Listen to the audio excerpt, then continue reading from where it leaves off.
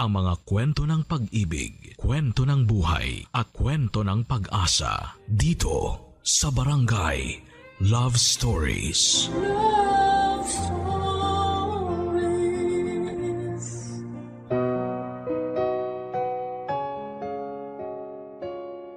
Sa likod ng bawat pangarap na ating inaasam ay ang matibay na pag-asang balang araw.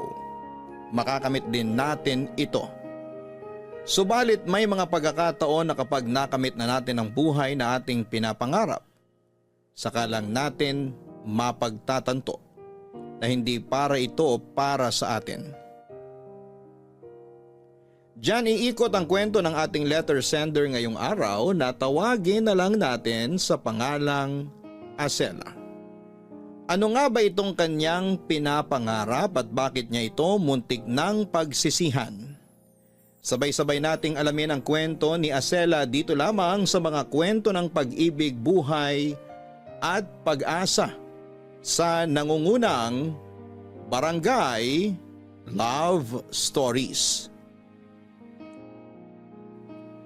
Dear Papa Dudut, magandang tanghali po sa inyo. Ako po si Acela.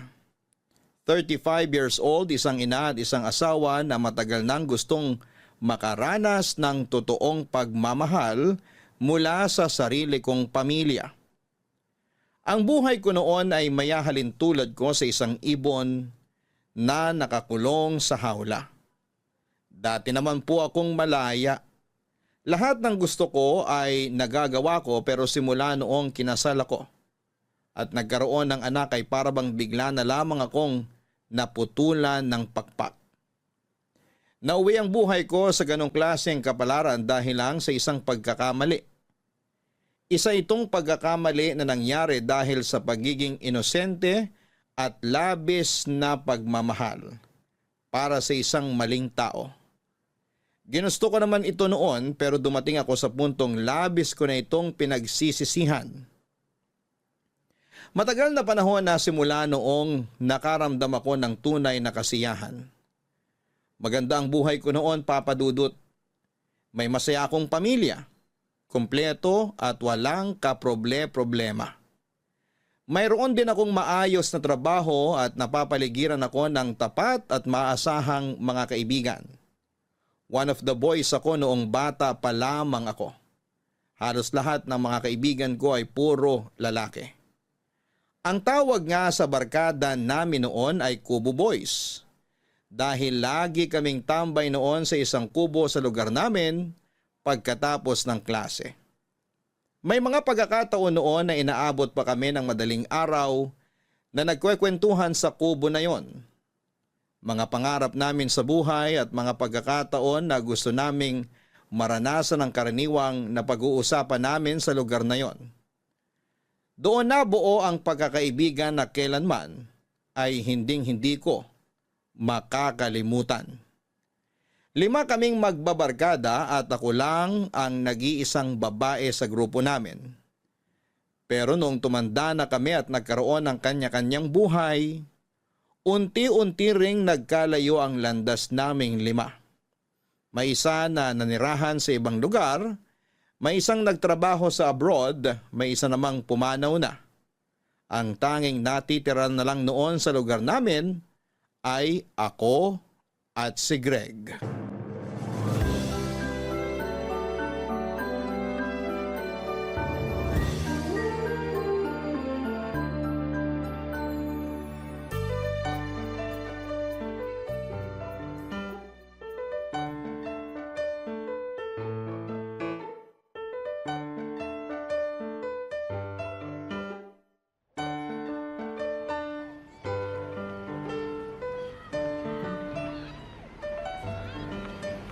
Greg, saan punta mo? Kakauwi ko lang galing trabaho. Napadaan ako sa may kanto. Binabaklas na pala nila yung kubo. Aling kubo? Yung tambayan natin noon? Oo, ibinenta na pala nila yung lupa doon. Patatayuan yata nila ng bagong bahay kaya binabaklas na yung kubo. Oh, unti-unti na talagang nabubura yung memories natin dito, no? Oo nga eh. Isa-isa na nagsisialisan yung mga taga rito. Tapos yung mga lugar na kinalakihan natin, napapalitan na rin. Nakakalungkot naman. Wala talagang forever dito. Tayo na nga lang yata natitira dito eh. Yung mga tropa natin, kalat-kalat na. Kaya nga eh. Baka mamaya pati ikaw aalis na rin dito ah. Di mangyayari yon. Dito nakatira buong pamilya ko. Kung mag-aasawa man ako, dadaling ko rito yung pamilya ko. Bakit? Ikaw ba? May plano ka rin bang umalis dito sa atin? Sa ngayon wala pa naman. May trabaho naman ako dito eh at saka wala pa naman akong planong bumuo ng pamilya. Pero di natin sure. Tingnan natin sa susunod na taon kung paano magiging takbo ng buhay ko. Pero ikaw, mukhang alam na alam mo na kung anong mangyayari sa future mo ah. Nabanggit mo na yung tungkol sa pag-aasawa eh. Hindi naman na tayo bumabata. 27 na ako kaya dapat lang na pinagpaplanuhan na yung pagpapamilya. Ayoko naman magkaroon ng anak kung kailan matanda na ako. Oo nga naman. Ito bang girlfriend mo ngayon? Sure ka na ba talaga sa kanya? Sino? Si Vivian? Bakit? May iba pa ba? Malamang si Vivian yung tinutukoy ko. Tingin ko, panghuling girlfriend ko na to. Matagal na rin kami. 5 taon na rin. Di na rin biro yung 5 taon ha. Dapat lang talaga nakasal na ang kasunod niyan. Sa tingin mo? Oo naman. Bakit? May hinihintay ka pa ba bago mo pakasalan si Vivian? Wala naman. Pwede na nga ngayon kaso hindi pa raw ready si Vivian. Gusto niya maging stable muna kami pareho sa buhay para sa ganun hindi kami mahirapan. Siyempre, mas maganda nga na pinagpaplanuhan muna yung pag-aasawa. Maganda yung family planning muna bago mag-anak-anak. May point siya dun. Ikaw ba? Wala ka bang plano maghanap ng kahit boyfriend man lang? Wala pa ako naalalang nagkaroon ka ng boyfriend ah. Naku, alam mo namang stricto parents ko eh. Hulis ba naman si tatay? Takot silang ligawan ako. Yung ba talaga ang rason? Balita ko, may nanliligaw sa'yo nung nakaraang taon eh. Ano pala nangyari doon? Ayun, nagsawa na sa kakaligaw. Di ko rin naman kasi bet. Parang ang taas din naman kasi ng standard mo eh. Bahala ka dyan. Tatanda ka na lang talaga na hindi pa nakakaranas magka-boyfriend. Eh sa hindi ko type yung nanliligaw sa akin eh. Mahirap din namang ipilit. Sa bagay, maganda ka rin naman kaya okay lang sa'yo maging choosy. Actually, hindi naman ako choosy eh. Hindi ko lang talaga mahanap yung tamang tao. Yung crush ko kasi noon, taken na ngayon. Aba, sino crush yan? Kakilala ko ba? Ay, hindi mo kilala. Huwag mo nang kilalanin. At saka malabong maging akin yung taong yun. Bakit mo naman nasabi? Una, may long-term girlfriend na siya. Pangalawa, di niya ako gusto. Kapatid lang ang turing niya sa akin eh. Saklap naman noon. Hindi niya nakikita kung anong klaseng babae yung pinakawalan niya. Sabihin mo yan sa sarili mo. Ano yan? Kako, correct. Sinabi mo pa. Pero tiwala ka lang. Darating din yung tao na para sa'yo. Sana nga. Baka mamaya matulad na lang ako dun sa kubo na tambayan natin. Niluma na ng panahon. Hanggang sa makalimutan at palitan na lang. Magandang lalaki si Greg Papadudut. Matangkad siya, maputi at matataba ang pisngi. Siopaw nga ang palayaw ko sa kanya noong mga bata pa lamang kami dahil paborito kong pinipisil ang matatambok nitong pisngi. Masaya siyang kasama, masyadong friendly at madaldal sa mga taong trip niya. Pero ang maganda sa kanya, bawat lumalabas sa bibig ni Greg ay may sense. Matalino kasi nga siya. Sa aming 5, siya lang ang palaging pasok sa honor roll. Mas matanda siya ng 3 taon sa akin at parang nakababatang kapatid na ang turing niya sa akin simulat sa pool. Kung little sister ang turing niya sa akin, ako naman ay hindi. Matagal na kasi akong may crush kay Greg Papadudut. Literal na mga bata pa lamang kami noon ay nahuhumaling na ako sa angkin nitong kagwapuhan. Pero hindi lang yon ang nagustuhan ko sa kanya. Medyo bad boy din kasi siya noon. Pasaway at sakit sa ulo. Pero ang lahat ng ito ay nababawi naman niya dahil matalino siya at hindi niya napapabayaan ang pag-aaral niya. Yun ang isang bagay na nagustuhan ko sa kanya. Astig pero malambot ang nilalaman ng kanyang puso. Sa tagal ng pagkakaibigan namin ni Greg, never kong inamin sa kanya na may gusto ako sa kanya.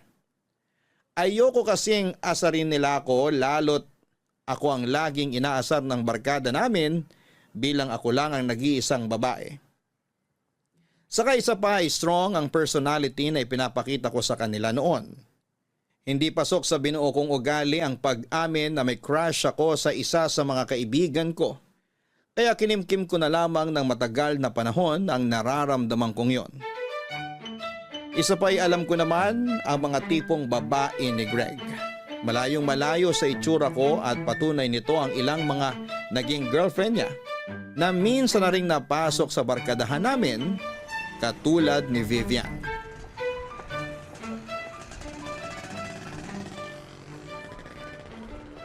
Greg? Greg! Oh, Asela, ano yun? Halika, may ibibigay ako sa'yo. Ano, pagkain ba? Oo, paano mo nalaman? Pinagbalot kayo ni nanay ng spaghetti at Shanghai. Birthday ng kapatid ko eh. Kanina ko pa nga naririnig yung celebration nyo eh. Bakit kasi hindi ka pumunta? Sinabihan naman kita kahapon na pumunta ka eh. Nakatulog ako. Saka ang daming tao, nahiya ako. Wala naman akong kasama eh. Ikaw pa talaga yung nahiya. Puro mga kapitbahay lang naman natin yung nagpunta eh. O heto, Salamat. makibalik na lang yung lalagyan mamaya ah. Sige, sige.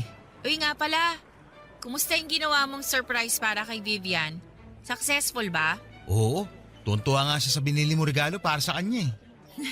Nakita ko yun sa internet eh, tsaka romantic lalo kapag alam mo na kung anong kwento sa likod ng infinity bracelet. Ibang klase ka talaga mag-isip.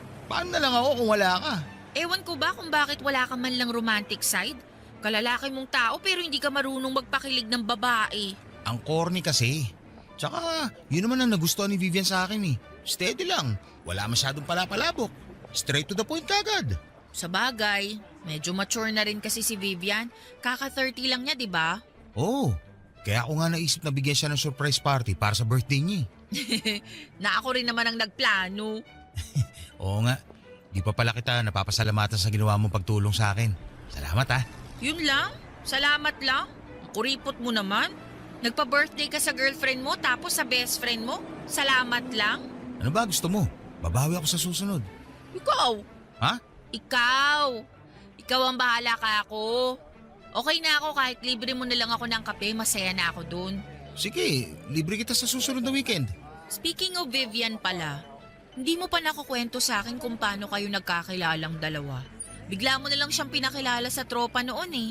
Nakita ko siya online. May grupo kasi ako sinalihan. Grupo ng mga single. Doon ko siya nakilala. Sumasali ka sa mga ganong group? Noon yun. Na-curious lang naman ako kaya ako sinubukan. Tapos ayun, nagkausap kami ni Vivian sa chat ng ilang linggo. Nagkita kami one time tapos sunod-sunod na yung mga date namin hanggang sa niligawan ko siya. Sinagot niya ako.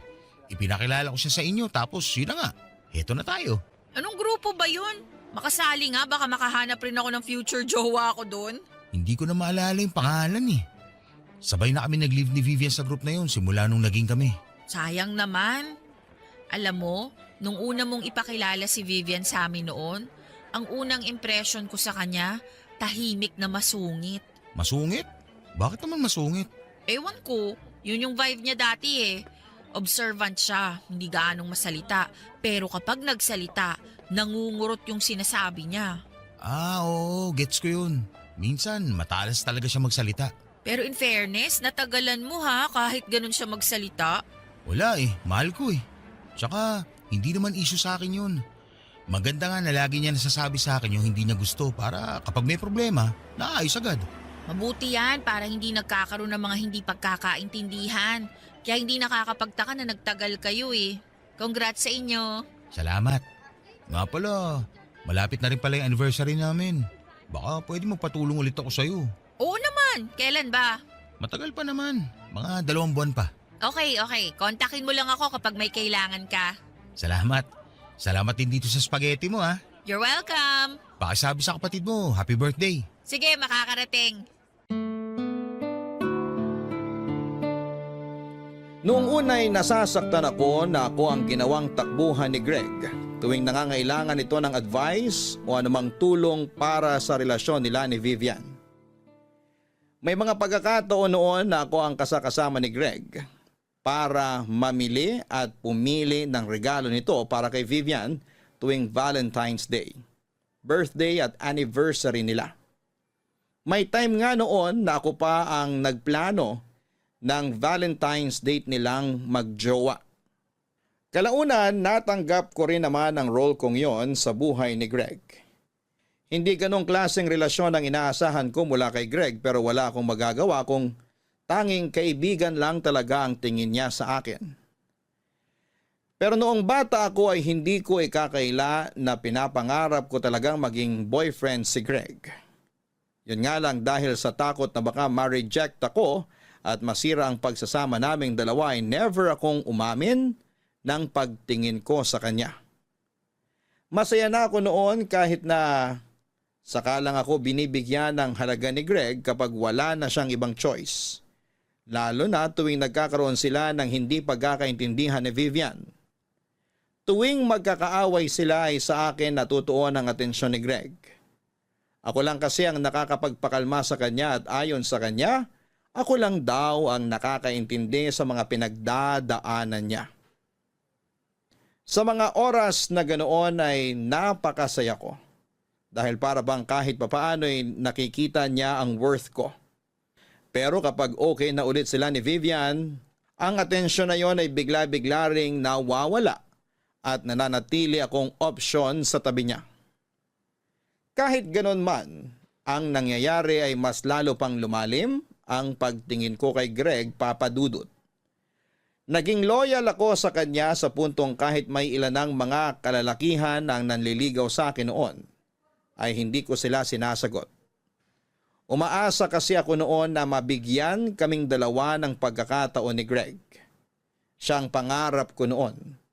Isang pangarap na gustong gusto kong maabot. Papadudut. Papadudot nagkaroon kami ng chance ni Greg na mas mapalapit pa sa isa't isa noong nagkaroon ng pandemic. Isa yon sa mga pangyayari sa buhay ko na hindi ko inaasahang mangyayari. Lockdown noon at pinagbawalan ng lahat na lumabas. Swerte ako dahil magkatabi lang ang bahay namin ni Greg. Kaya araw-araw pa rin kaming nakakapagkita. Isang bakod lang kasi ang pagitan ng bahay namin na kayang-kayang akyatin ni Greg. Tuwing bored kaming dalawa ay pinupuntahan niya ako sa bahay lalo na kapag walang tao doon. 3 lang kasi kaming nakatira sa bahay noong pandemic at pareho pang frontliner ang mga magulang ko. Nurse ang nanay ko samantalang pulis naman ang tatay ko kaya para maging safe ay hindi sila umuuwi sa bahay. Sa halip ay naka-quarantine sila. Dinadalhan na lang nila ako ng grocery sa bahay twice a week para meron akong makain. Samantala ang mga kapatid ko naman ay na-stuck sa bahay ng lolo't lola ko matapos silang abutan ng lockdown sa probinsya. Sa mga buwan na yon, si Greg ang naging kasakasama ko sa bahay. Lagi kami noong nanonood ng pelikula. Naglalaro ng online games at nagkwekwentuhan tungkol sa buhay-buhay. May nakalagay na nga noong hagdan sa may bakod namin para kung ako naman ang gustong bumisita sa bahay nila Greg, ay nakapupunta ako ng walang problema. Papadudot hindi ko makakalimutan ang mga araw na yon dahil doon ay mas naging close sa akin si Greg Papadudot. Umiiyak ka ba? Di oh. Umiiyak ka eh. Ang pula-pula na mata mo oh. Eh kasi naman, sa dami ng pwedeng panooring pelikula, bakit ba ito yung pinanood natin? Hindi ko rin naman alam na ganito yung ending nito eh. Mali ko ba na mamamatay pala yung lalaki sa dulo? My gosh, ang saklap ng love story nila. Akala ko yung babae yung mamamatay eh. Grabe yung plot twist ah. Hanggang ngayon pala, napakababaw pa rin ng luha mo. Iniiyakan mo pa rin yung mga pelikulang ganyan? Natatanda mo pa nung nag-film viewing tayo nung elementary? Pinanood natin yung pelikula ni Jose Rizal. Iniyakan mo rin yun eh. Nakakaiyak din naman kasi talaga yun eh. Tinulugan ko nga lang yung sa sinehan nun eh. Ay. Oh, anong next na papanoorin natin? Ganito na lang ba talaga gagawin natin araw-araw? Manonood na lang ng pelikula?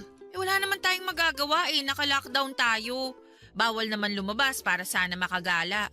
No choice kundi gumawa tayo ng sarili nating pagkakaabalahan. Mabuti nga magkapit-bahay lang tayo, pwedeng-pwede kang umakit sa bakod namin. Kung hindi, mamamatay na lang ako sa pagkabagot dito sa bahay. Halos napanood na natin lahat ng pelikula sa app na yan eh. Wala na magandang natira. Manood na lang tayo ng series kung gusto mo. Mamaya na. Pahinga muna tayo. Masakit sa mata yung halos 2 oras nakatutok sa screen eh. Sige, ikaw bahala. So, anong gagawin natin ngayon? Magkwentuhan na lang muna tayo. Tungkol naman saan? Marami akong gusto ikwento ngayon sa'yo, lalo na sa problema namin ni Vivian. Bakit? Anong problema niyo ni Vivian? Nag-aaway na naman ba kayo? Simula nung nagka-pandemic, wala naman kaming ibang ginawa kundi mag-away. Ano na naman bang pinag-awayan ninyo? Tungkol daw sa pagre-reply ko na mabagal. Inaabot daw ako ng mahigit 1 oras bago ko ma-reply ng mga chat niya. Ha? Para yun lang? Kaya nga eh, buong araw na nga kami magkausap eh. Maliit lang ng konti sa pag-reply, galit agad. Ano gusto niya? Oras-oras kami magka-chat. Miss ka lang siguro nun ng sobra kasi nga matagal na kayong hindi nagkikita. Oo, alam ko yun. Pati rin naman siya, miss ko na rin eh. Pero hindi ba pwedeng magpahinga muna kami mula sa pagchat-chat? Di ba pwedeng kumain, maligo, matulog? Hindi naman oras-oras hawak ko phone ko eh. Medyo nakakainis nga yung ganun. Pero intindihin mo na lang siya. Konting pag-aaway lang naman yan. Sure ako bukas maaayos nyo na yan. Hindi niya na ako pinapansin. Dahil lang sa nangyari? Nagkasagutan kasi kami. May mga nasabi ako sa kanya na dinamdam niya. Ano ba yung sinabi mo? Sinabi ko kasi nakakasawa na siya. Na lumalabas na yung totoong ugali niya. Na kung pwede, tigilan muna niya ako kahit 1 araw lang. Grabe ka naman. Alam ko, hindi ko naman sinasadyang sabihin yun sa kanya eh. Nadala lang ako sa bugso ng damdamin. Ngayon, ilang araw niya na ako hindi pinapansin. Pero ang tagal nyo nang magkasama. Dito pa ba masisira yung relasyon ninyo? Yun na nga problema eh. Ang tagal na namin magkasama. Ngayon lang kami naging ganito. Magkaiwalay. Hindi nagkikita. Ibang-iba tong sitwasyon namin kumpara noon. Paano ko siya masusuyo kung hindi ko siya mapuntahan? Bigyan mo na lang siguro ng ilan pang araw. Intindihin nyo na lang ang isa't isa.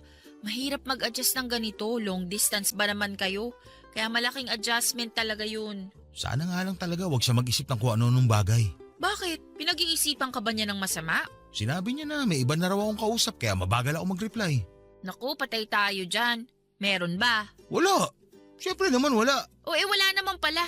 Patunayan mo na lang sa kanya na wala ka talagang kausap na iba. Ikaw lang naman palagi kong kasama eh. Wala nang iba. Huwag siyang mag-alala sa akin, Kamo, kasi safe na safe ka sa akin.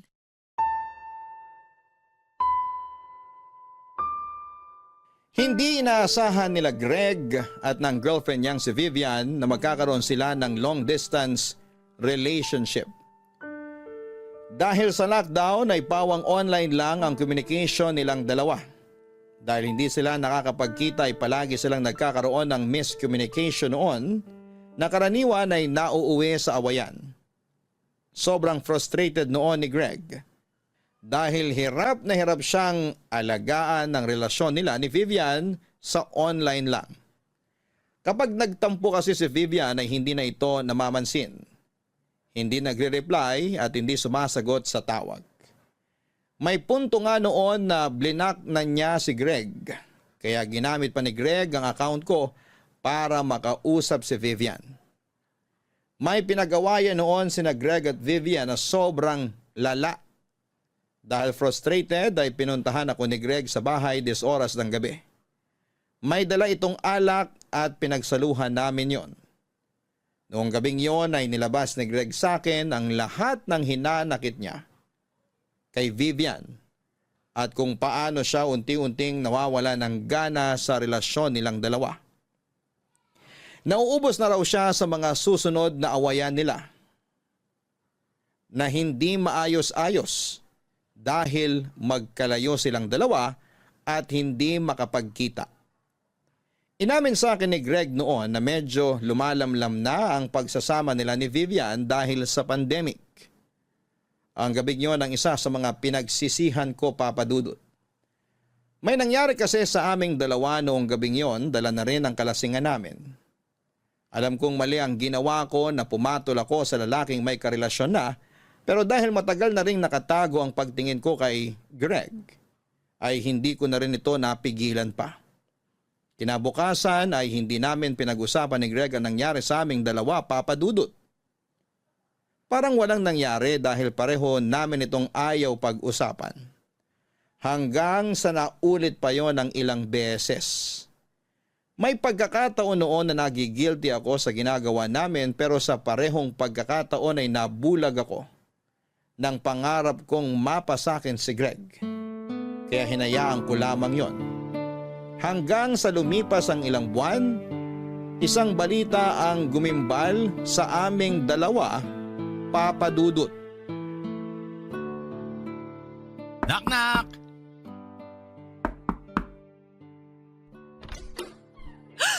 Akala ko naman kung sino. Bakit ka naman ang gugulat dyan, Greg? Hindi ba ako napansin na umakyat ako ng bakod nyo? Akala ko nakatingin ka sa akin kanina eh. Hindi kita napansin. Eh kung ganun, sino yung tinititigan mo mula sa bintana? Wala. Nakatunga nga lang. Halika, pumasok ka na. Ano plano natin ngayon? Manunood ba ulit tayo ng palabas? May dala akong chichirya. Ay, ikaw bahala kung anong gusto mo. Parang gusto ko manood ng horror ngayon. Gusto mo ba? Ikaw, kung yun ang gusto mo di manood tayo ng horror. Ba't ang tamlay mo naman yata sumagot? Okay ka lang ba? May sakit ka ba? Mamaya baka may COVID ka na ha? Wala akong sakit. Kung ganun, bakit ka ganyan? Wala ka ba sa mood? Sabihin mo lang, babalik na lang ako mamaya. Kumusta na kayo ng girlfriend mo? Ha? Bakit? May kinalaman ba siya sa pagiging matamlay mo ngayon? Wala naman. Curious lang ako. Okay na ba kayong dalawa? Actually, medyo okay na kami. Nakakapag-usap na ulit kami. May konting tampo pa rin siya pero nangako ko na babawi ako sa kanya. Tsaka nagkaroon na kami na agreement na magpapaalam kapag may ginagawa kami. Para walang nag-overthink tuwing late nagre-reply. Ah, ganun ba? Oo. Okay ka lang ba talaga? Yung itsura mo parang may dinaramdam ka eh. Buntis ako, Greg. Ano? Tama ba yung narinig ko? Buntis ka? Hindi ko alam kung accurate ba yung pregnancy test na in-order ko online pero 3 beses nang nag-positive yung mga test na ginawa ko Sigurado ka ba dyan?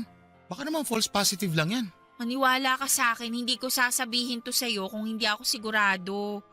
Alam ko yung katawan ko at simula pa last week, may nararamdaman na akong kakaiba sa akin. Hindi pwede yan.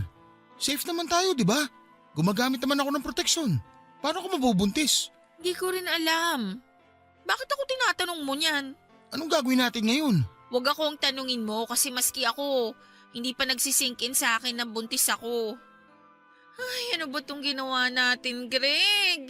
Hindi to pwedeng malaman ni Vivian. Kababati lang namin. Kapag nalaman niya may nangyari sa atin, mas lalo masisira yung tiwala niya sa akin. Yun talaga yung pinoproblema mo? Paano naman ako? Anong gagawin natin kapag nalaman ng mga magulang ko na nabuntis mo ko? Huwag mo na lang muna ipaalam sa kanila. Hindi naman sila umuwi rito, di ba? Pero hanggang kailan? Malalaman nila na buntis ako kasi hello, lalaki tong tiyan ko. Lalo na si nanay, nurse yun. Huwag muna tayo magpadalos-dalos. Pag-isipan muna natin kung anong gagawin natin. Ano pa bang ibang gagawin natin? Hindi option na magpalaglag hindi ko gagawin yun. Pero Wala nang pero. Papanganak ko to kahit anong mangyari. kahit masira ang buhay ko, Yan ba talaga yung pinoproblema mo? Yung sarili mo? may girlfriend ako. Girlfriend na pakakasalan ko at gusto ko makasama habang buhay. Kung ganun, bakit mo hinayaang may mangyari sa ating dalawa? Bakit mas pinili mong pagtaksilan si Vivian kung siya palang babaeng pakakasalan mo? Hindi ko alam. Nadala lang naman ako ng tukso eh. Maski ikaw rin naman, ginusto mo yung nangyari sa atin ah. Oo, ginusto ko yun kasi mahal kita, Greg. Ano? Ano pinagsasabi mo? Matagal na akong may gusto sa'yo. Seryoso. Di mo ba talaga alam? Hindi mo ramdam? Sobrang manhid mo naman. Hindi ko alam. Dapat hindi na lang ako nagpadala sa damdamin ko Simula pa lang alam ko nang mali yung ginagawa natin. Tignan mo, kinarma tuloy tayo. Ayusin natin to. Huwag ka mag-alala. Aayusin natin to. Noong nalaman ng mga magulang ko na nagdadalang tao ako, ay inilipat nila ako sa bahay ng tita ko para may makasama ako. Ayaw na nila akong iwang mag-isa sa bahay dahil wala na sila noong tiwala sa akin. Sobrang hiyang-hiya ako noon sa mga magulang ko dahil pansin ko ang pagkasira ng tiwala nila sa akin dahil sa mga nangyari. Nagkahiwalay kami ni Greg na mas lalong nagpahirap sa sitwasyon namin dahil hindi na ako pinapansin ni Greg noon tuwing mini-message ko siya. Lumipas ang 9 na buwan ay pinanganak ko ang baby ko, Papa Dudut. Sa bahay ako nanganak, ng mga panahong yon ay wala na kaming contact ni Greg. Iniiwasan niya ako dahil sa nangyari. Wala pa kasing kaalam-alam noon si Vivian na nabuntis ako ni Greg. Kahit na alam na ito noon ng buong pamilya niya. Noong lumuwag ang restrictions, saka lang nagkaroon ng panahon na makapag-usap ang pamilya ko at pamilya ni Greg.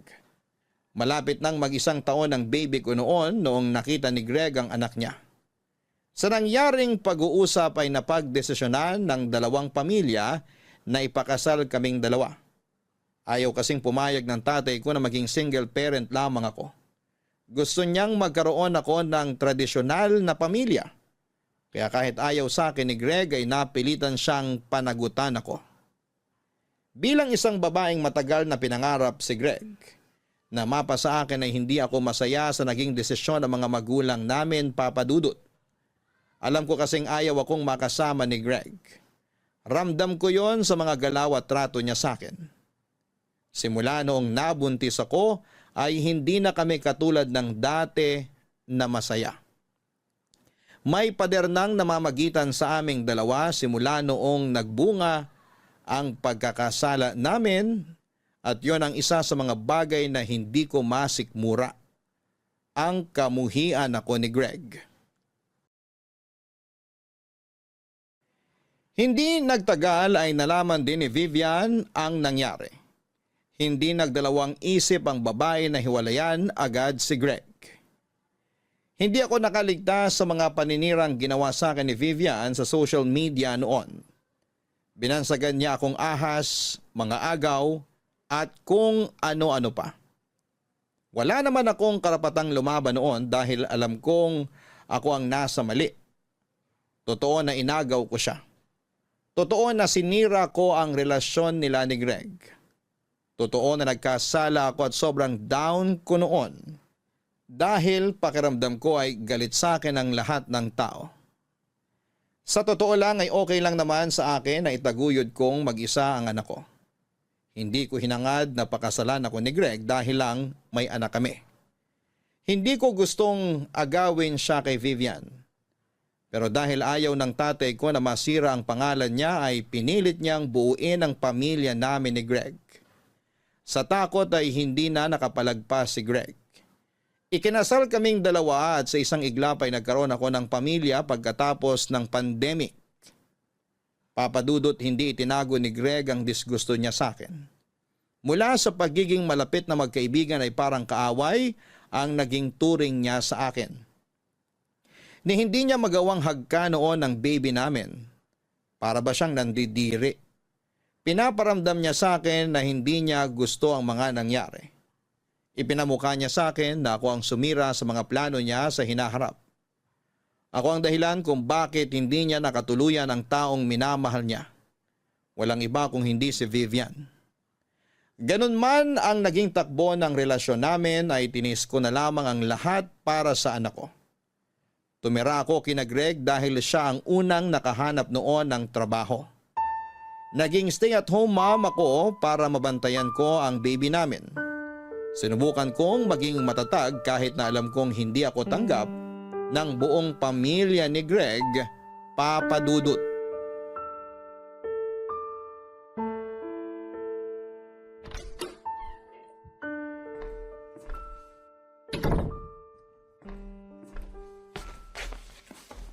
Greg!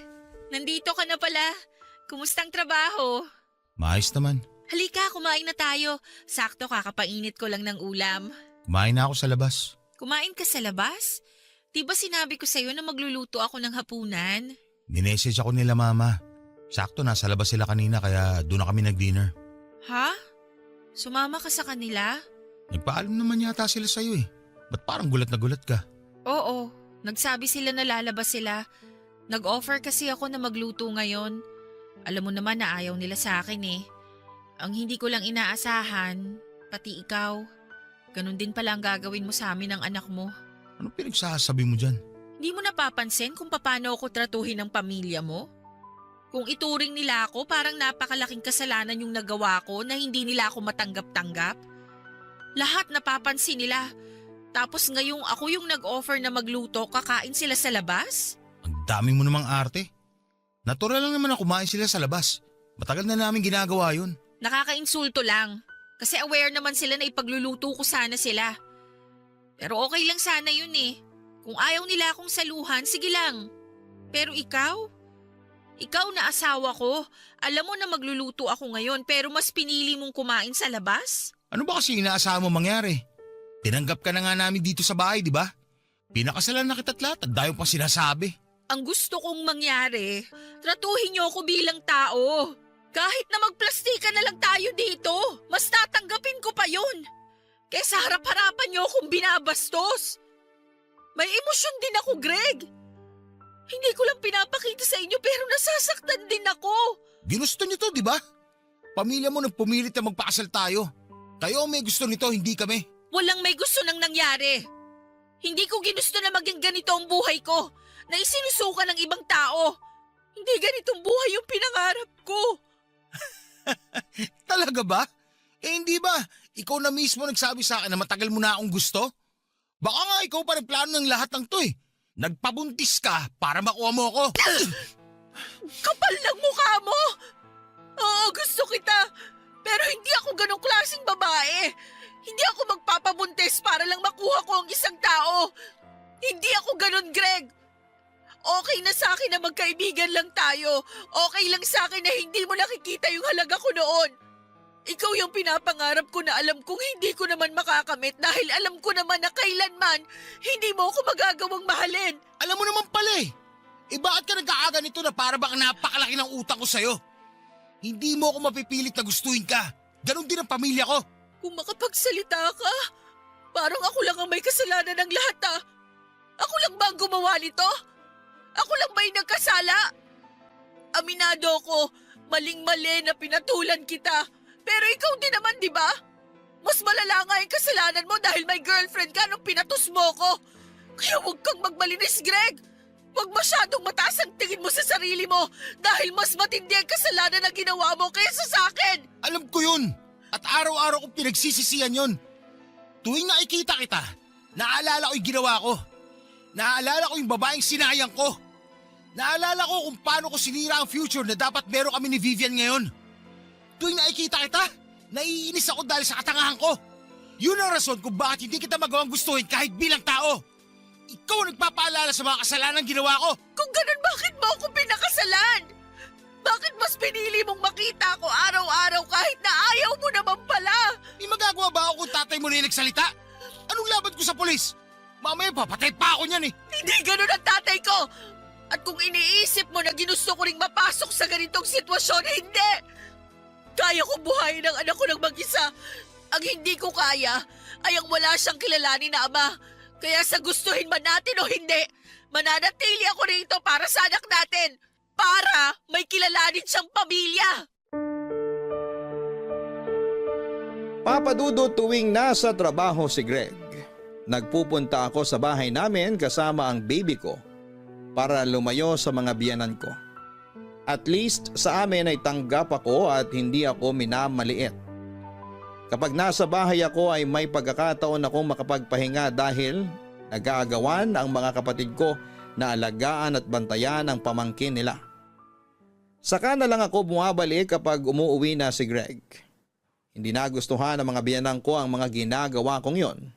Sinabihan nila ako na tinatakasan ko lang ang trabaho ko sa bahay nila. Inaasahan kasi nila, Papadudot, na ako ang gagawa ng lahat ng mga gawaing bahay mula sa pagluluto, paglilinis at paglalaba kahit na dapat ang inaalagaan ko lang doon ay ang anak ko at ang asawa kong si Greg. Wala na akong pakialam noon kahit na ano pang sabihin nila.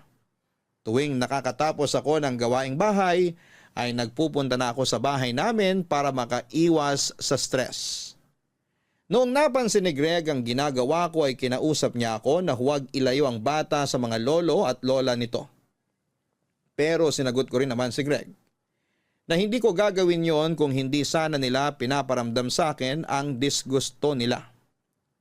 Masyado kasi silang obvious na ayaw nila sa akin. Ipinaalala ko kay Greg na kaya kong buhayin ang sarili kong anak mag-isa at kapag hindi nagbago ang turing nila sa akin, ay hindi na ako babalik pa sa bahay nila. Nahimasmasan si Greg matapos ko siyang i-real talk, Papadudot. Dahil after ng pag-uusap namin yon ay biglang nagbago ang ugali nito. Umayos na ang pakikitungo nito sa akin kahit naramdam kong napipilitan lamang siya. Mas maganda na yon kaysa noon na harap-harapan ang pambabastos nila sa akin na palaging nakikita ng anak ko. Nang mga time na yon ay tanggap ko na kailanman ay hindi talaga ako magagawang mahalin ni Greg, Papa Dudut. Pinilit ko na lang natanggapin ang katotohanan yon. Ang mahalaga ay buo at magkasama kaming pamilya. Sa sumunod na taon ay umayos ang pagtira ko sa bahay nila Greg. Nakita ko kung paano naging masaya ulit si Greg, pero sa pagkakataong yon, nalaman kong hindi pala ako ang nagpapasaya sa kanya, kundi ibang babae, Papa Dudut. Greg, halika. Maupo ka na dyan at kumain ka na ng agahan para makapasok ka na sa trabaho. Salamat. Mukhang maaga ka ngayon ah. Uuna ako na yung traffic. Total, may oras ka pa naman. Baka gusto mong ipaghanda na lang kita ng lunch mo para makatipid ka. Hindi na. May extra naman ako eh. Kakain na lang ako sa labas. Tsaka hassle magbitbit ng baon. Marami akong dala ngayon. Maliit lang naman yung lalagyan ng pagkain mo eh. Kasyang-kasya dyan sa bag mo. Wag na. Alis na rin ako maya-maya. O sige, bahala ka. Kumusta pala yung plano mong paglipat ng trabaho? May nakita ka na bang malilipatan? Aha? Anong aha? Ha? Ano ulit yung sinabi mo? Di ba plano mong lumipat ng trabaho? Tinatanong kita kung kumusta na. May nahanap ka na bang malilipatan? Okay lang naman. Paanong okay? Greg, Oh, kinakausap kita. Kanina ka pa dyan sa cellphone mo. Sino ba yung kausap mo? At di mo man lang ako masagot ng maayos. Kumakain tayo oh. Pwede bang bitawan mo muna yung cellphone mo? sinasagot naman kita. Wala pa akong nahanap na bago malilipatan. Kaya hindi muna ako magre-resign sa trabaho ko. Ayan, nasagot ko na. O ano, may tanong ka pa? Para ka namang reporter dyan, ang dami-dami mong tanong. Kung sana yan agad ang sinagot mo kanina, edi okay na. Para namang may maitutulong ka sa trabaho ko. Curious lang naman ako, bawal ba yun? Pwede ba mamaya mo na replyan si Vivian? Vivian? Ano pinagsasabi mong Vivian?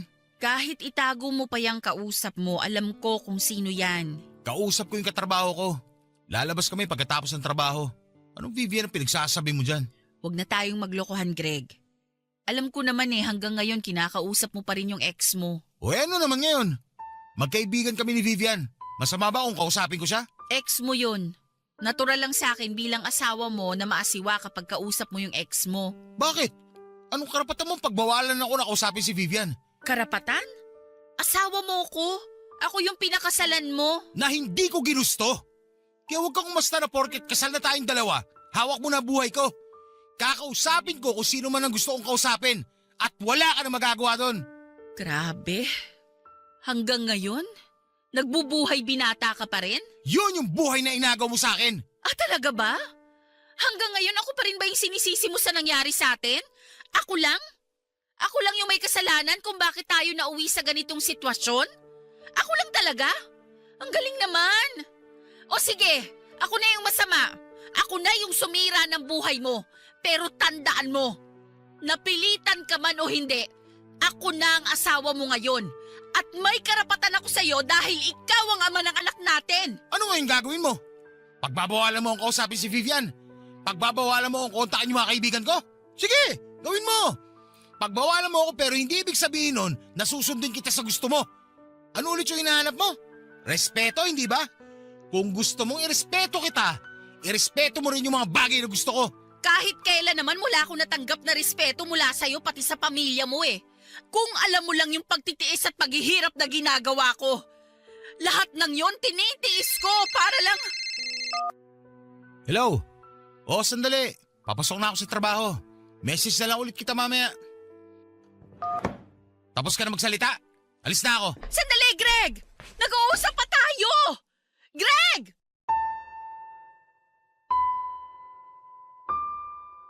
Kahit na hindi ko nahulaan, alam ko sa puso ko kung kanino galing ang tawag na yon, Papa Dudut. Walang iba kundi mula kay Vivian. Ilang beses ko nang nahuli si Greg na kausap si Vivian. May mga pagkakataon na nasisilip ko sa cellphone niya ang notification ng message ni Vivian. Pati tuwing tumatawag ito at kitang-kita ang malaki nitong pangalan sa caller ID. ni hindi man lang niya pinalitan ang pangalan nito. Nang gabing yon ay wala akong ibang ginawa kundi ang umiyak. Alam ko na hindi talaga ako mahal ni Greg, pero masakit pa rin para sa akin tuwing pinaparamdam niya sa akin na hindi talaga niya ako gusto. Kung sa ibang asawa, kapag nalaman nilang may ibang babae ang asawa nila, ay agad silang nagagalit, nangungumpronta at sinusugod ang mga kabit. Sa estado ko ay hindi ko magawa ang mga bagay na yon. Dahil alam ng lahat na ako man ang asawa, hindi naman ako ang totoong nauna. Ako yung babaeng nang-agaw. Ako yung babaeng pinakasalan lang dahil nabuntis. Simula pa lang ay wala na talaga akong laban kay Vivian. Mas malayo ang agwat namin pagdating sa estado ng buhay. Hindi pa kasama rito na mas maganda siya, mas sexy, mas mataas siya sa anumang aspeto ng buhay kumpara sa akin. Nakamit ko man ang lalaking pinapangarap ko. Wala din itong silbi kung hanggang noon. Kahit kasal na kami ay nasa ibang babae pa rin ang laman ng puso niya. Masakit at medyo tanga ako sa part na yon na tinanggap ko lang na nambababae ang asawa ko. Naisip ko na mas mabuti na yon kesa bumalik kami sa dati na hindi man lang nagpapansinan. Mas mabuti pa na okay siya sa akin kahit na ang kapalit nito ay may ibang babaeng nagpapasaya sa kanya, papadudot. Hindi na sekreto sa pamilya nila Greg na nakipagkita ito sa ibang babae. Open secret na sa lahat na kabit ni Vivian si Greg. Ang hindi na lang siguro nakakaalam nito ay ang sarili kong pamilya, papadudot. Kung papaano at bakit wala pa ring nakakarating na balita sa kanila, yun ang isa pa ring malaking misteryo para sa akin. Para bang naging okay na lang sa amin noon na nakikipagkita si Greg kay Vivian sa likuran ko. Tuwing gabi habang magkatabi kami sa kama ng asawa ko, ay tanging ilaw lang mula sa phone screen nito ang maaninag kasabay nito ay ang huni ng pagtatype nito. At maya't maya ay notification na. Nahuhuli ko rin siya na minsan na tumatawang mag-isa habang nakatalikod mula sa akin. Gabi-gabi ay laging mabigat ang dibdib ko dahil bago matulog, ang huling tao na nasa isipan ng asawa ko ay walang iba kung hindi si Vivian. Alam ko ang lugar ko at kapag kinukumpronta ko si Greg tungkol sa pangangaliwa niya, ay ako rin ang matatalo kaya minabuti kong manahimik na lamang at lunukin ang sakit na nararamdaman ng puso ko. Tuwing umuuwi si Greg ay lagi siyang good mood. Lagi maganda ang pakikitungo niya sa akin dahil alam naming pareho na masaya na siya sa buhay niya kasama si Vivian. Ako yung inuuwian. Ako yung nakakasama sa iisang bubong. Ako yung asawa ni Greg. Pero ang sakit lang tanggapin na sa kabila ng lahat ng yon, nananatili pa rin ako ang pangalawa lang sa puso niya. Sabagay, yun naman talaga ang lugar ko simulat sa pool. Ako yung pangalawa lang mula sa anino ni Vivian. Kapag Valentine's Day, papadudot, Pasko, New Year ay laging nauna si Vivian. Si Vivian ang nakakatanggap ng bulaklak. Siya ang nabibigyan ng regalo. Siya ang nakakasama ni Greg sa pagsapit ng bagong taon. Hindi ko sila pinapakialamanan sa affair nila. Nagkunwari na lamang akong hindi apektado kahit na sobra-sobra na ang sakit na nararamdaman ko noon.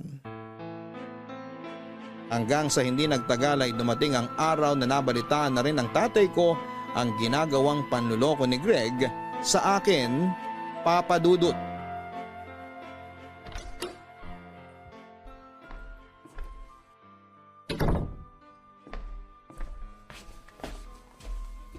Greg! Mabuti nakauwi ka na. Kanina pa kita hinihintay. Huwag ka lumapit sa akin! Greg! Bakit nandito ka ba? Akala ko ba umuwi ka na sa inyo? Hindi. Hindi ako aalis dito hanggat hindi kita nakikita na okay ka. Anong pinagsasabi mong okay ka? Nakikita mo ba itong pagmumukha ko? Nagulpi ako, Asela. Mukha ba akong okay? Huwag mong sabihing inabutan ka ni tatay. mo inabutan? Pinuntahan niya ako mismo sa trabaho ko. Sa harap mismo ng mga katrabaho ko, pinagmukha niya akong kriminal. Ipinahiya niya ako pati sa harapan ng boss ko. Sorry, hindi ko naman alam na ganun ang gagawin niya eh. Ito ba yung gusto mo mangyari? Ha? Masaya ka na? Masaya ka na puro pasato pagmumukha ko? Ito na! Nakabawi ka na! Ano, masaya ka na? Hindi ko ginusto na bugbugin ka ni tatay. Hindi ko yun hiniling sa kanya at kailanman, hindi ako matutuwa na makita kang ganito. Eh kung hindi mo naman pala gusto mangyari to, bakit niya nalaman? Paano niya nalaman may nangyayari sa amin ni Vivian? Hindi ko alam kung paano niya nalaman ang totoo. Kahit gaano ako nasasaktan sa panlulokong ginagawa mo sa akin, hindi ako nagsumbong sa mga magulang ko dahil ayoko silang masaktan. Kung paano man niya nalaman, wala akong alam dyan. Itanong mo sa pamilya mo na konsentidor. Baka sila yung nagsumbong.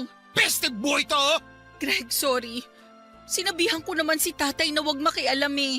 Sinabi ko sa kanya na ako na mismo mag-aayos ng problema nating dalawa. Hindi ko talaga inaasahan na pupuntahan kanya sa trabaho. Pasensya ka na. Sana mapatawad mo si tatay. Sa tingin mo maayos pa natin to? Wala na makakapag-ayos sa relasyon natin na Sela.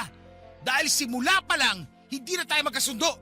Bugbugin pa ako ng tatay mo hanggang sa mamatay ako. Hindi na magbabago ang pagtingin ko sa'yo. Alam ko.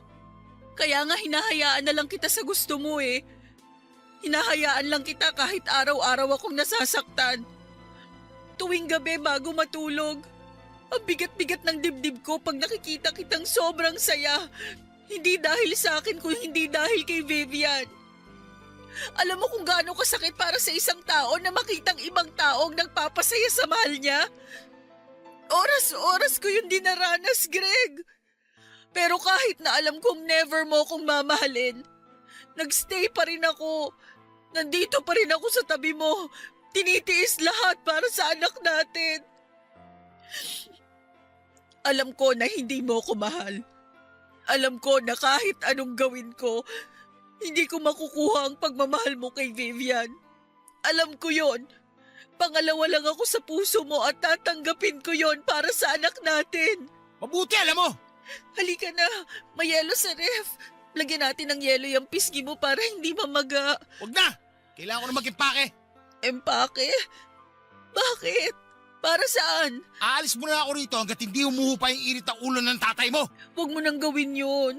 Ako nang bahalang makipag-usap kay tatay. Hindi mo nga siya napigilan, siguro na ako sa trabaho ko eh. Maniwala ka, kakausapin ko siya. Asela, binantaan ako ng tatay mo na papatayin ako kapag nakita niya pang magkasama tayo. Pero paano ang anak mo? Paano kung hanapin ka niya? Anong sasabihin ko sa kanya? Ikaw nang bahala. Magrason ka. Sabihin mo, nagtatrabaho ako sa malayong lugar. Basta, kung ano man ang maisip mo, ikaw nang bahala. Alam na ba to ng mga magulang mo? I-message ko na lang sila kapag nakalis na ako. Saan ka titira? Ba't ba ang dami mong tanong? Kaya ko ng sarili ko, Sela. Matanda na ako. Hindi ko kailangan ng concern mo. Problemahin mo na lang yung sarili mo. Kailan ka babalik? Di ko alam. Maiwan na kita. Mag-ayos pa ako ng gamit. Sandali lang. Tutulungan na kitang mag-ayos ng gamit mo.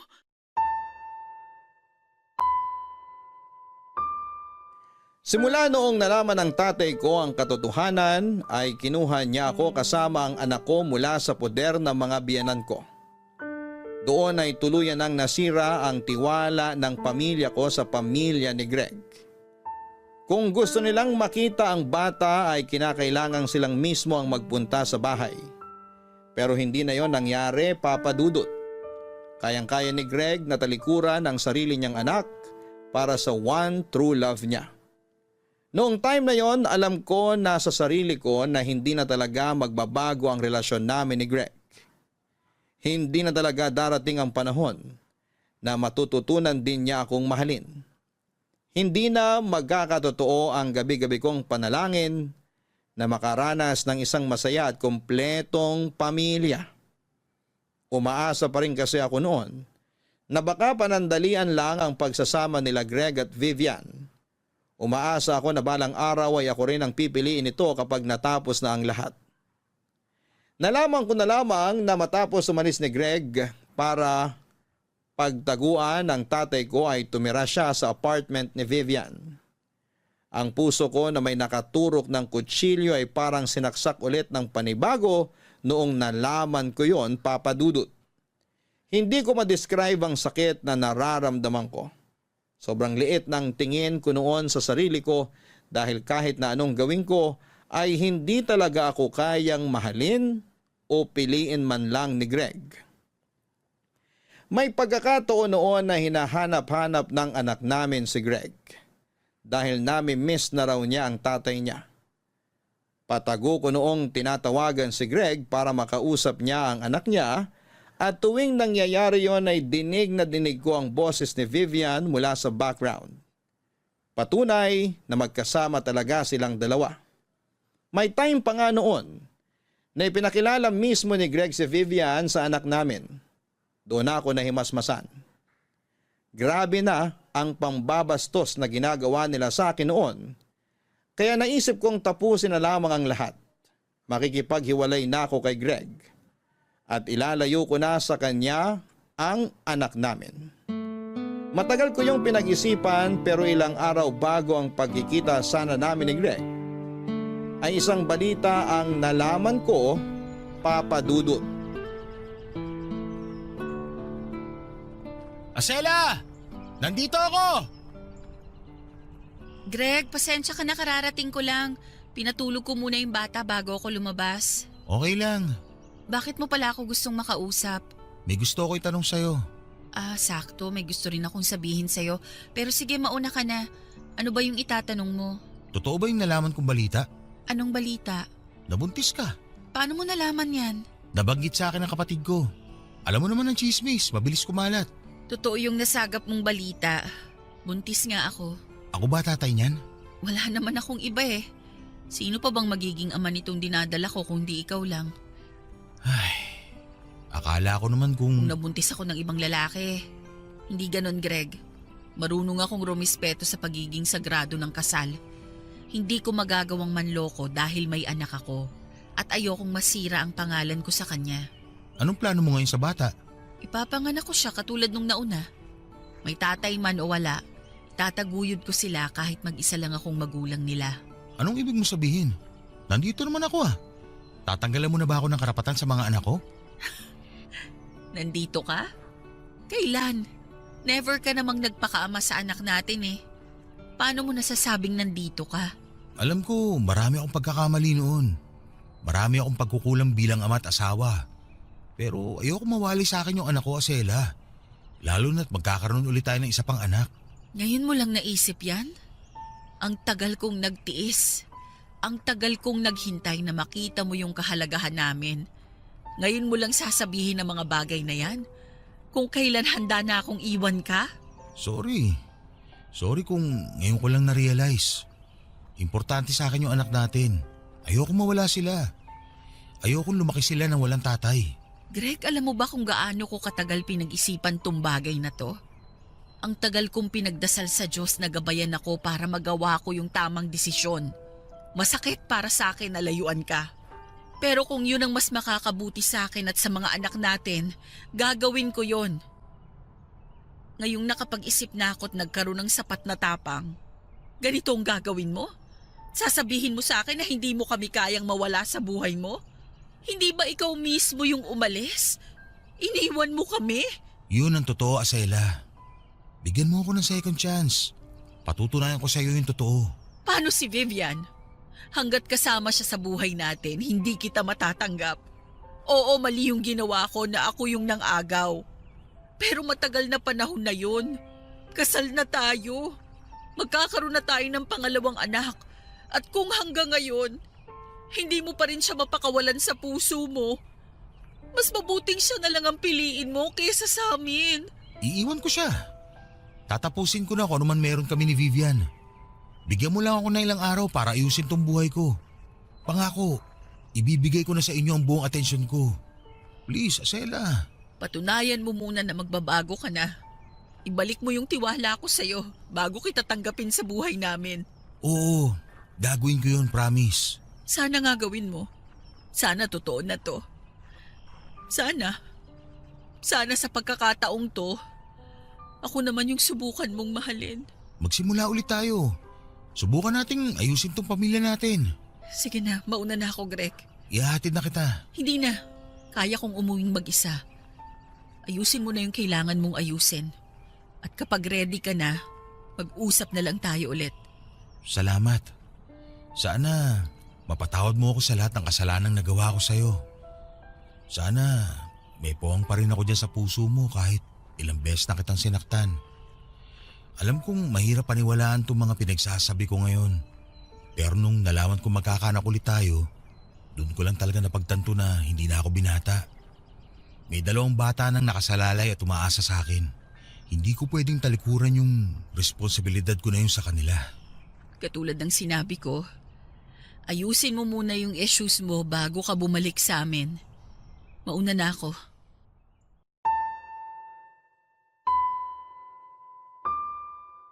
Nagulat ako noong pamilya ang pinili ni Greg Papadudut.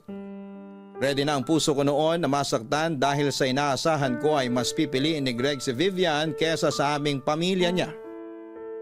Pero noong nalaman niyang magkakaroon ulit kami ng anak ay para bang nahimasmasan siya sa mga pinaggagawa niya sa akin. Iniwan ni Greg si Vivian at bumalik si Greg sa piling namin. Kinausap nito ang tatay ko at humingi siya ng tawad sa ginawa niya at humingi ng ikalawang pagkakataon para patunayan sa aming lahat na nagbago na siya. Kung si tatay ang tatanungin, hindi na dapat niya patatawarin pa si Greg. Pero dahil inaalala niya ang mga apo niya na mawawala ng ama ay mas pinili niyang bigyan ng second chance si Greg. Ipinakita naman sa amin ni Greg na nagbago na siya. Nag-iba na raw ang priorities niya sa buhay at hindi niya kayang iwan ang anak niya pati na rin ang magiging pangalawang anak namin. Para mapatunayan sa akin na hindi na sila nag-uusap ni Vivian ay naging transparent sa akin si Greg. Ibinigay niya sa akin ang passcode ng phone niya para tuwing nag-overthink ako ay pwede ko raw i-check ang phone niya dahil alam niyang wala na akong tiwala sa kanya. Papadudot hanggang sa naisipan ko ang second baby namin ni Greg ay naging mabuting asawa siya sa akin. Hanggang ngayon ay buo pa rin ang pamilya namin. Mas masaya kumpara noon, mas tahimik at mas maayos na ngayong wala na ang isang Vivian na kahati namin sa atensyon niya. Ako yung pinili ni Greg at nagpapasalamat ako doon kahit naramdam ko na kahit anumang gawin ko. Ako man ang pinili ay mananatili pa rin akong pangalawa sa buhay nito. Wala na akong magagawa doon, ang mahalaga ay patuloy siyang nagpapakaama sa mga anak namin. Dito na po natatapos ang kwento ko, Papa Dudut. Maraming salamat at pagpalain po sana kayo ng Diyos. Ang inyong forever kapuso at kabarangay, Acela. Hindi madali ang magpatawad lalo na kung puso na ang nabasag. Pero mas mahirap ang mabuhay sa galit habang ang pamilya ay unti-unting nawawasak. Kung pinili mo magpatawad at muling magbukas ng pintuan ay gawin mo ito hindi dahil nakalimot ka sa sakit, kundi dahil pinili mong unahin ang pagmamahal para sa sarili mong pamilya. Hanggang sa muli, ako po ang inyong si Papa Dudut sa mga kwento ng pag-ibig, buhay at pag-asa sa Barangay Love Stories number 1. Barangay Love Stories. Barangay Love Stories. Kwentuhan naman tayo dito sa comment section. Ang mga kwento ng pag-ibig, kwento ng buhay at kwento ng pag-asa dito sa Barangay Love Stories. Love Stories.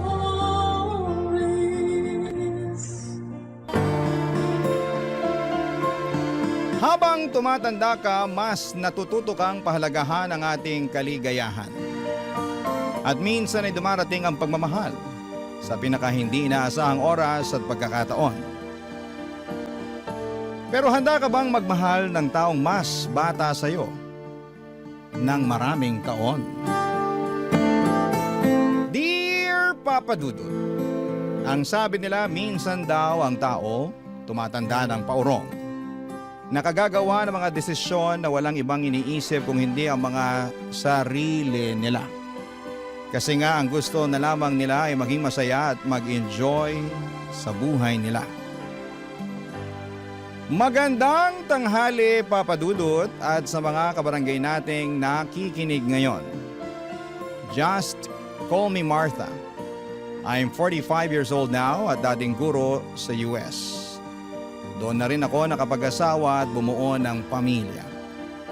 Kaya lang sa kasamaang palad, kakagraduate lamang ng unika iha ko nang mamatay ang asawa ko. At nang magkaroon ng trabaho ang anak ko ay nag-decide na akong umuwi na lamang ng Pilipinas at magtayo ng sariling negosyo. Maayos ang buhay ko sa lumipas na mga taon. Kahit madalas na mag-isa lamang ako, wala naman akong dapat na isipin kung hindi ang sarili ko. Bukod sa maayos naman ang negosyo ay maayos din naman ang buhay ng anak ko sa US. Kaya naman ang mga panahon na yon ay puro pag-i-enjoy na lamang sa buhay ang ginagawa ko, Papa Dudut.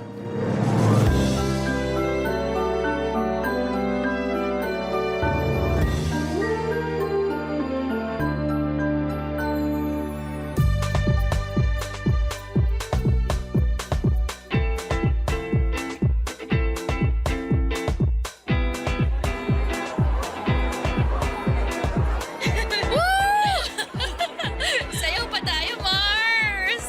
Mars! Pahinga muna tayo. Ano?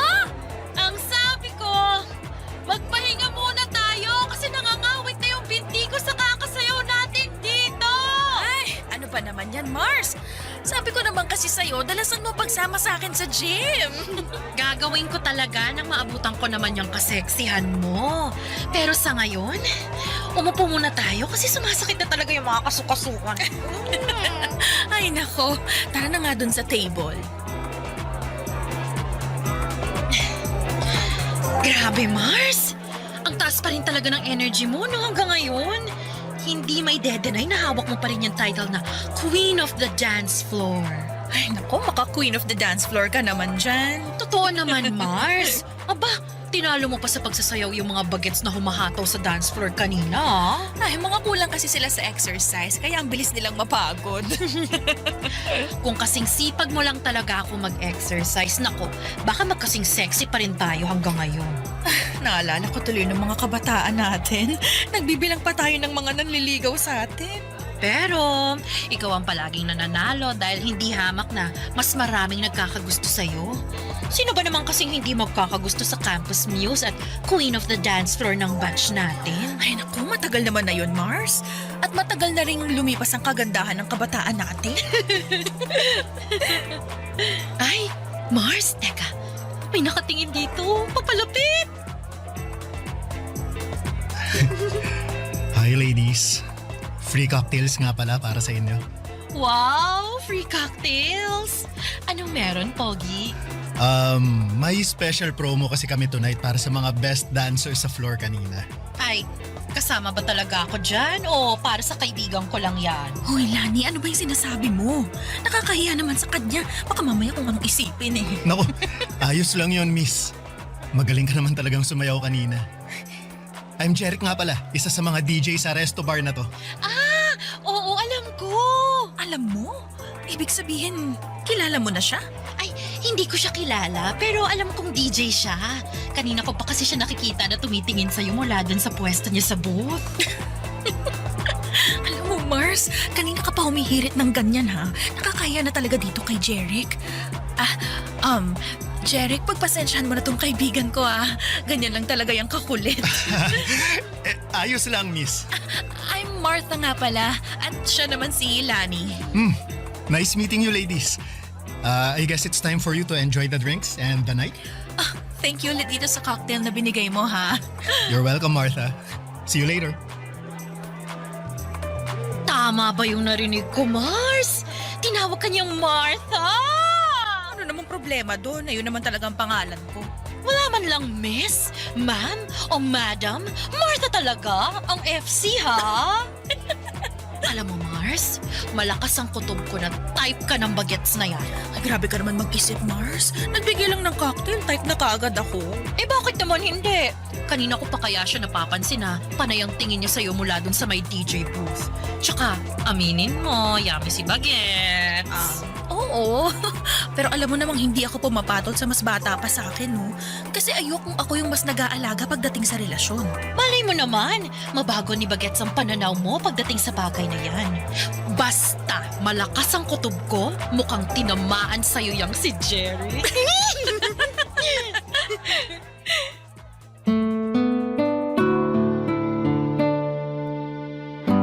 Papadudot, akala ko ay doon na matatapos ang pag-uusap namin ni Jeric dahil umuwi na rin kami noon ni Lani. Pero ang hindi ko inaasahan ay yung makatanggap ako ng tawag mula sa kanya kinabukasan. Kinuha niya raw ang number ko kay Lani nang magkita sila sa may labas ng restroom. Matagal din kaming nag-usap noon sa tawag at ang dami ko na agad nalaman tungkol sa kanya. Dahil may pagkamadaldal pala siyang tao. Nakwento niya na bunso pala siya sa 5 magkakapatid. Siya na lamang ang walang asawa dahil lahat ng mga kapatid niya ay may kanya-kanya ng pamilya. Madalas ng araw siyang tinutokso kapag may family gathering. Hinahanapan ng girlfriend o babaeng pakakasalan niya raw balang araw.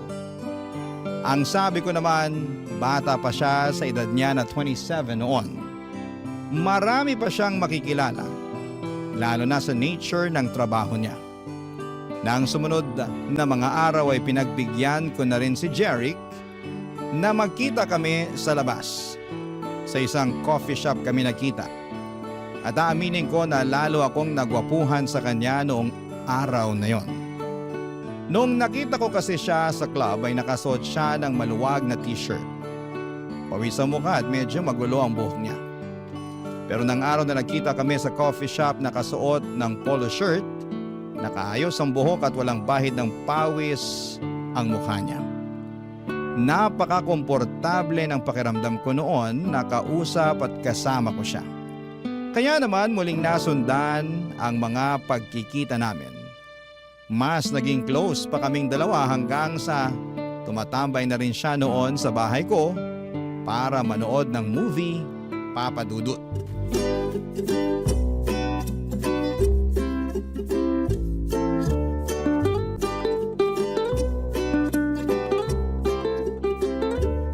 Ang ganda ng ending ng movie, no? Nagandahan ka kahit parehong namatay yung bida? Oo, kasi namatay sila na pareho nilang alam na mahal nila ang isa't isa. Bihira na kaya ang ganun sa panahon ngayon? Naks, panahon ngayon parang ang tanda mo na. Totoo naman ang sinabi ko. Bihira na mangyari yung mamahalin mo ang isang tao hanggang kamatayan mo. Sa bagay, may punto ka naman. Iba na rin kasi talagang generation ngayon, ano? Karamihan sa mga tao, hindi na sineseryoso ang relasyon. O ay, mag-ice cream ka na muna. Thank you, Martha. Mukhang masarap to, ah. Ay, oo, favorite ko talaga tong ube na flavor. Dito nga palaging nasisira ang diet ko eh. Ay, hindi mo naman kailangang mag-diet kasi hindi ka naman mataba. Eh, akala mo lang yun kasi palaging maluwag ang mga damit na sinusuot. Uy, ang sexy mo kaya nung gabi sa club kung saan kita unang nakita. Baka sexy ka naman dyan. Party dress kasi yun kaya medyo fit sa katawan ko. Bagay talaga sa'yo kasi lalong lumabas ang kaseksihan mo. Martha, may gusto nga pala akong itanong. Ano yun? Kaya ba hindi ka na nakipagrelasyon mula nung mamatay ang asawa mo? Kasi takot kang hindi seryosohin ang magiging karelasyon mo. At sino namang nagsabi sa'yo niyan? Si Lani? Hindi, hula ko lang yun. Bakit? Totoo ba? Alam mo, hindi naman ako takot pumasok sa relasyon. Siguro sabihin na nating sadyang masaya lang ako sa buhay na meron ako ngayon. Wala ka bang namimiss o hinahanap sa buhay na meron ka nung may asawa ka pa? Kaya naman ang ano? Gaya ng taong magpapasaya at magpapakilig sa'yo araw-araw. Minsan, kailangan din ng tao ng konting tamis sa buhay. Kung gusto ko ng tamis sa buhay, anytime pwede naman akong bumili ng ice cream na kagaya nitong hawak ko ngayon, ano? Hindi naman matamis na pagkain ang tinutukoy ko eh. Teka. Jeric! Bakit mo ako hinalikan? I'm sorry. Hindi ko napigilan ang sarili ko. Ayos lang. Wala namang problema para sa akin yung ginawa mo. Anong ibig mong sabihin? Okay lang na hinalikan kita? Oo, binata ka naman at matagal na akong byuda. Kaya wala akong nakikitang mali sa ginawa mo. Ibig sabihin, okay lang na halikan ulit kita? Hindi. Ha? Akala ko ba walang problema kasi pareho naman tayong single? Oo, pero ang ibig kong sabihin, mas okay kung ako ang hahalik sa'yo.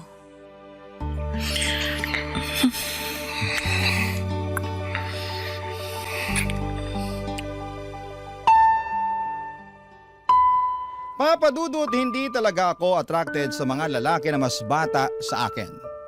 Never ako nag-entertain kapag alam ko na mas matanda ako.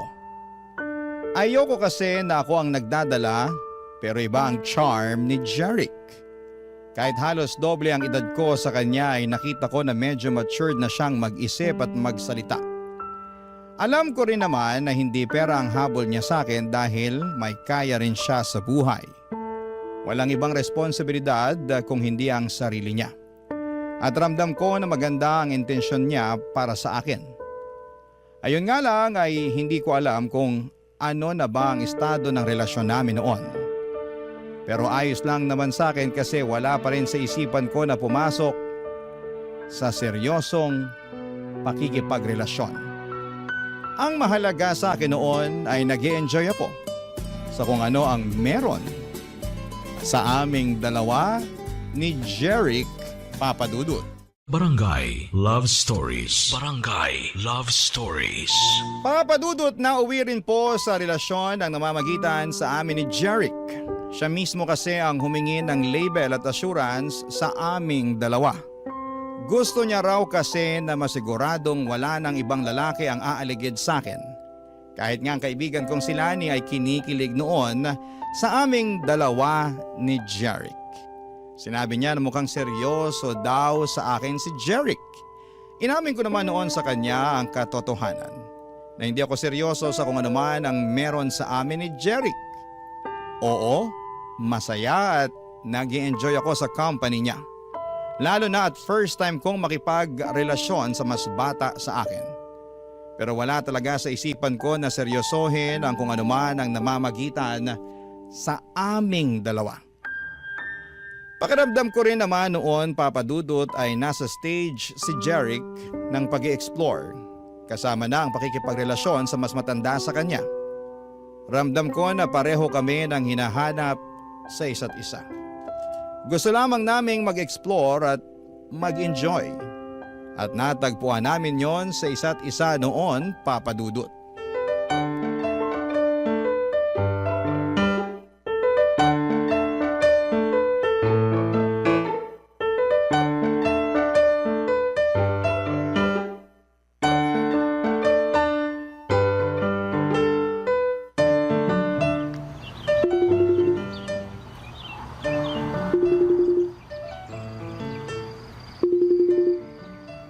Ay, mabuti naman at sinagot mong video call ko, Mars. Oh, bakit?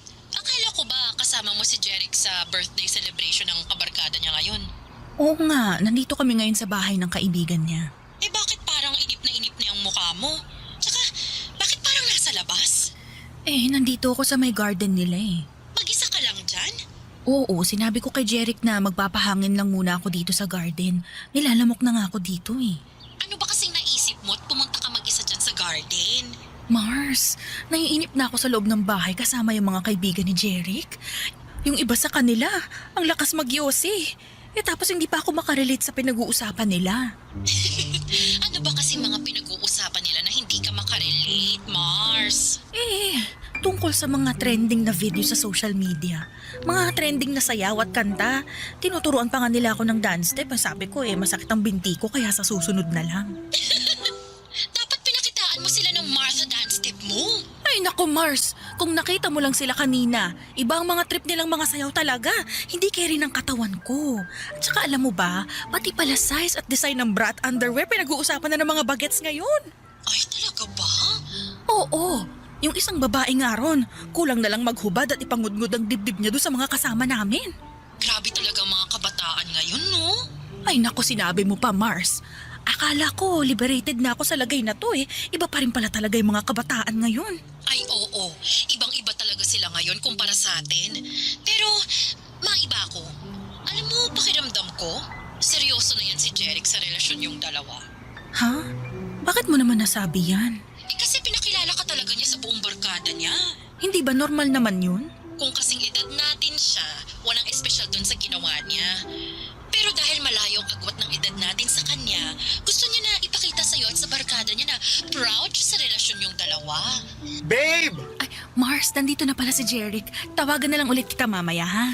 Ay, sige, mamaya na lang natin ituloy ang chikahan natin. Bye! Eto, iced tea oh. Thank you, babe. Bakit pala hindi ka na bumalik sa loob? Honestly, medyo naiinip kasi ako eh. Hindi ako makasabay sa pinag-uusapan ng mga kaibigan mo. Ganun ba? Sobrang excited pa naman sila na makabanding ka. Lalo na si Paula, yung nagtuturo ng dance step sa'yo kanina. Hindi ko rin naman kasi masabayan yung dance step na tinuturo niya. Alam mo naman ako, hindi ako ganun sumayaw. Oo, alam ko. Sorry, binida ko kasi na magaling kang sumayaw eh, pero iba nga lang sa mga trip nila. Ayos lang. Pasensya na rin kung hindi ako makasabay sa trip ng mga barkada mo, ha? Pero hindi mo naman kailangang pilitin na sumabay sa kanila eh. Gusto mo ba umalis na lang tayo? Ha? Okay lang ba sa'yo? Oo naman. Ayoko na sayangin mo yung oras mo dito nang dahil sa akin, lalo na kung hindi ka naman pala nag-e-enjoy. Mabuti pa, manood na lang tayo ng sine. Maaga pa naman, kaya siguro may mapipili pa tayo ng magandang movie. Sige. Mas gusto ko nga yung idea mo na yan, babe. Sige, ako na lang ang taya ngayon sa movie ticket at popcorn natin. Ha? Uy, teka, anong ikaw? Ako ang taya kasi ako ang nagyaya na lumabas tayo ngayon eh. Kaya tara, magpaalam muna tayo sa mga kaibigan ko bago tayo umalis. Papadudot yun ang unang pagkakataon na nakilala ko ang mga kaibigan ni Jeric. Ayoko pa nga sanang sumama kaya lang ay napilitan na rin ako nang medyo magdrama siya sa akin. 3 buwan na rin kasi ang relasyon namin noon at matagal na niya akong kinukulit na gusto na niya akong ipakilala sa mga kaibigan niya. Palagi raw kasi niyang kinagkwento sa kanila at sobrang curious na sila na makilala ko. Kaya naman nang magpa-party ang best friend niya para sa birthday nito ay pumayag na akong sumama para makilala ito at iba pang mga kaibigan ni Jeric. Sa totoo lang, isa sa mga dahilan kung bakit ayaw ko makipagrelasyon sa mas bata sa akin ay yung mga bagay na kinasanayan nila. Mga party, alak, vape at kung ano-ano pa. Kahit na ilang taon akong tumira sa US ay hindi ako kasing liberated na mga ibang kabataan ngayon. At yung mga kaedad ni Jeric. Hindi rin ako makarelate sa mga pinag-uusapan nila na trending sa social media dahil hindi ako madalas na mag-internet talaga papadudot. Bagay na nararamdaman ko ang pagkakaiba.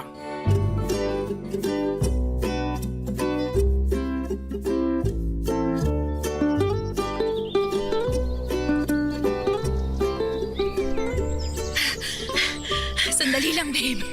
Pahinga muna tayo sa pagtakbo. Medyo hinihingal na kasi. O sige babe, sakto. Upo tayo dun sa may waiting shed. Eto, bottled water. Thank you, babe.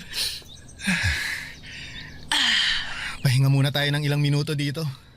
2 kilometers na lang naman ang kulang natin eh. Ano? 2 kilometers pa? Oo, konti na lang yun kasi naka 3 kilometers na tayo. Mamatay-matay na nga ako sa katatakbo natin kanina eh. Pwede naman nating mas bagalan ng takbo mamaya para matapos mo yung running workout natin ngayon. Ay, sige. Ang mahalaga naman eh, matapos ko kahit hindi ganun kabilis, tama ba? Oo, kahit lakad takbo pa ang gawin natin mamaya. Yan talagang gagawin ko kasi baka hindi na ako makapag-gym bukas. Pero alam mo, ang galing mo nga babe. Dati 1 kilometer pa lang tumitigil ka na kaagad sa pagtakbo. Ngayon nakadiretso ka na ng 3 kilometers na takbo. Palakas ka na ng palakas sa pagtakbo babe. Paano ba naman ako hindi lalakas? Napakahigpit pero napakahati naman ng running coach ko. Naku, yung hati medyo tagilid tayo dyan. Pero yung mahigpit ako na running coach, i-claim ko na yan kasi para sa'yo din naman ng paghihigpit na ginagawa ko eh. Oy, teka, anong hindi ka hati?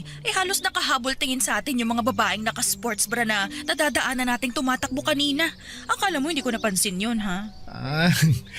Nabilisan lang sila sa pagtakbo natin kaya sila napalingon. Ikaw talaga kung ano na naman yung iniisip mo. Babe, di ba nabanggit mo na mahilig ding mag-jogging si Trish? Palagi nga niya akong sinesenda ng picture niya sa mga fun run na sinasalihan niya sa US. Madalas din siya nagkikwento tungkol sa personal record na nahihit niya sa pagtakbo niya. At natutuwa talaga ako kapag yun ang topic namin dahil alam ko na pinaghirapan niya yun. Nakakatuwa naman at yun ang madalas niyang ikwento sa'yo. Naku, oo. Kaya nga nakahiligan ko rin ang pagtakbo dahil sa kanya. Ngayon lang talaga ako mas sinisipag. Bakit mo nga pala natanong? Wala lang. Iniisip ko lang kung ano kaya ang pwede naming pag-usapan na alam kong pareho kaming makaka-relate sa topic. Anong ibig mong sabihin na topic na pag-uusapan yun ng anak ko? Ang ibig kong sabihin, gusto ko lang na maging komportable siya, nakausap ako. Pag pinakilala mo na ako sa kanya. Abay, bakit mo naman naisip ang tungkol sa bagay na yan? Syempre, doon din naman tayo kasi papunta, di ba? Ipapakilala mo rin ako sa anak mo bilang boyfriend mo. Kasi babe, gusto na kitang ipakilala sa parents ko eh. Plano ko nga na isama ka sa family gathering namin next week para makilala mo na rin ang ibang kamag-anak ko. Ay, teka, hindi ba parang masyado namang mabilis sa mga plano na nasa isip mo, babe? Maglilimang buwan pa lang ang relasyon natin. Babe, kagaya nga ng sabi ko kanina, doon din naman tayo papunta. Ipapakilala mo ako sa anak mo at ikaw naman, ipapakilala ko sa pamilya ko. Kaya bakit pa natin patatagalin yun? Pwede naman natin gawin yun habang maaga pa. Huwag kang mag-alala. Mabait ang pamilya ko, lalo na si Mami. At sigurado ako na magkakasundo kayong dalawa. Papadudot na gulat talaga ako nang sabihin ni Jeric na gusto na niya akong ipakilala sa pamilya niya. Nang marinig ko yun mula sa kanya ay kinabahan talaga ako.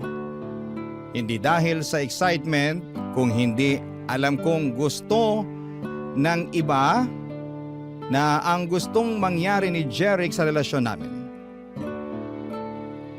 Papadudot, doon ko naramdaman na mukhang tama si Lani sa palagi niyang sinasabi na seryoso na si Jeric sa kung ano ang meron sa aming dalawa. Oo, may mga oras noon na nagpaplano si Jeric para sa future naming dalawa at gusto niya na sa susunod na taon ay kumuha na kami ng bahay para sa aming dalawa. Gusto niya rin na pagkatapos daw ng kasal namin ay sa ibang bansa kaming mag-honeymoon. At kung sino lang ang dapat na maging bisita sa araw ng kasal. Marami pa siyang mga plano at hindi ko naisip talaga na seryoso siya sa mga bagay na yon, Papadudot. Pero kinakabahan ako ng dahil doon. Barangay Love Stories. Barangay Love Stories. Papadudot, nagsimula na po akong makaramdam ng pagkailang kay Jeric noon. Para bang nabawasan yung kilig at excitement na nararamdaman ko noon. Oo, at naging masaya ako sa relasyon namin, pero hindi talaga pumasok sa isipan ko na magiging seryoso siya sa akin. Na magiging seryoso kaming pareho. Kaya nga kapag nagtatanong siya kung kailan ko siya ipapakilala sa anak ko, ay umiiwas akong sagutin yon, Papadudot. Dahil wala akong balak na ipakilala siya sa anak ko na halos ilang taon lang ang tanda niya. Hindi ko rin ma-imagine ang sarili ko na magpapakasal ulit tapos sa mas bata pa sa akin. Doon na po ako nagdesisyon na simulang iwasan si Jeric. Binawasan ko yung mga oras na magkasama kami. Gumagawa ako ng dahilan kapag nag-aaya siya ng date. Sinasabi ko na umalis ako ng bahay at may mga kailangan na ayusin sa negosyo. Napapadalas tuloy noon ang pagdadrama niya sa akin dahil hindi ko sinasagot ang mga tawag niya. Sandamakmak na chat or text message naman ang natatanggap ko mula sa kanya. Hanggang sa isang araw ay hindi ko na siya naiwasan nang bigla siyang pumunta sa bahay, Papa Dudut. Sakto naman na may ine-expect ako na delivery kaya lumabas ako at pinagbuksan ko siya ng gate ng mga oras na yon.